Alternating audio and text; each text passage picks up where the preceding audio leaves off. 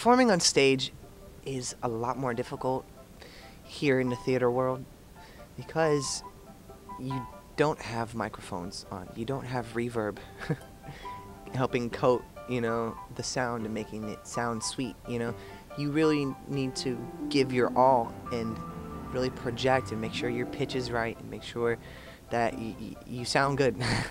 And sometimes you don't. Sometimes you crack, and sometimes you miss a note, or sometimes you're off pitch, or sometimes you miss a line, but I think the best thing about that is that that's what makes it real. It makes it really real.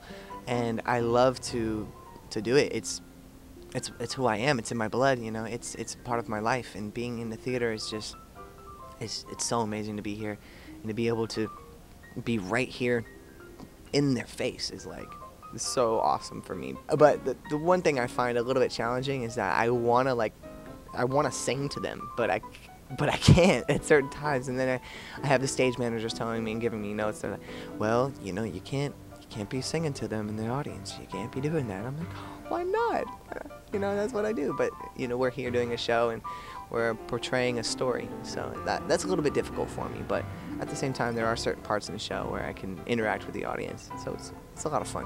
When I was younger and I was starting to understand what theater was, the thing about me is I never really went to high school or public school or anything like that, so I really wasn't involved in theater in that kind of way.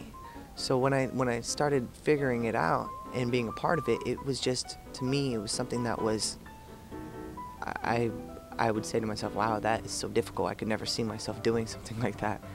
And then here I am today, on this stage, performing in an Off-Broadway show, and I'm just surprising myself every day. And I'm so blessed to be here, and it's amazing. And something that I've found out a little bit on as time went on is that my grandfather was involved in theater heavily.